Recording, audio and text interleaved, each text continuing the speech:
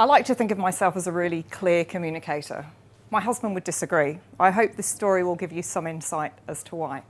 So I'm currently undertaking a PhD involving patients with obstructive sleep apnea, a condition where people repeatedly stop breathing during the night and their oxygen levels drop.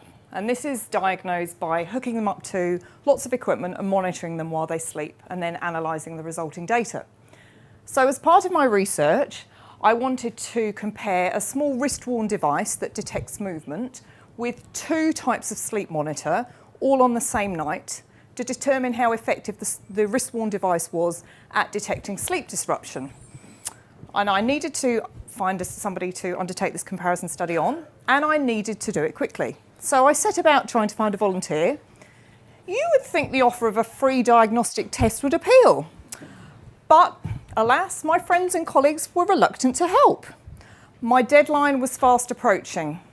I was running out of options. So in desperation, I decided to ask my husband. Now, I don't want you to get the wrong impression of my husband. He's a very amenable chap.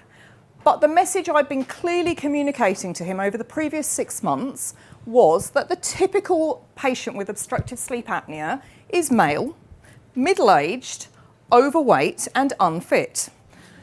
So you can imagine he wasn't exactly thrilled when I said, hey, how about I use you as a guinea pig for my study? You fit the profile perfectly. He did begrudgingly agree, or I say he agreed in theory because I may have been guilty of not clearly communicating exactly what my study entailed. On the night in question, I arrived home. Tonight's the night, said I. He raised an eyebrow. The night for the sleep study. A palpable drop in enthusiasm. I drew out the wrist-worn device. It's small, slightly bulkier than a wristwatch. No big deal. Are you happy to wear this tonight? Yeah, fine, great. And can I put this on your other wrist? Another one? No, this is part of the sleep monitor. And would you mind if I just pop this probe on your finger? It monitors your oxygen levels and heart rate. And could I possibly put another probe on a different finger?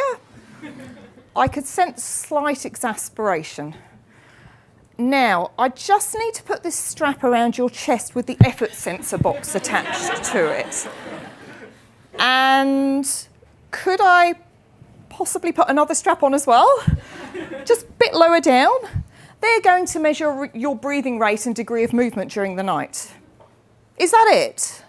Almost finished. Could I possibly put these prongs up your nose? They monitor airflow throughout the night. I'll just take them to your cheeks to stop them moving. He didn't look impressed. Actually, I need you to wear another set of those. There's one for each monitor. You've blocked my nostrils. How am I supposed to breathe? We'd reached a stalemate. Hubby stood there with a face like thunder. How am I going to get my data, I thought. If you love me, you'll do this. You would. That wasn't working. I tried anger. Oh, come on, this is my PhD study. You're going to ruin it. He was utterly unmoved, so I'm afraid I had to resort to girly tactics. I've only got this equipment for one night. I've got no one else to try it on. You could do it on yourself. Yes, but I don't fit the profile of a typical sleep apnea patient. Things didn't get any better in the morning when my son came running into the room and on seeing Dad hooked up to multiple tubes and wires exclaimed, "Mummy, I think Daddy's dead," and promptly burst into tears. So what do I take from this? Apart from the fact that my husband definitely doesn't have sleep apnea because he's undertaken not one but 2 overnight sleep studies, is that perhaps he's right. Maybe I do need to work a little on my communication. Thank you.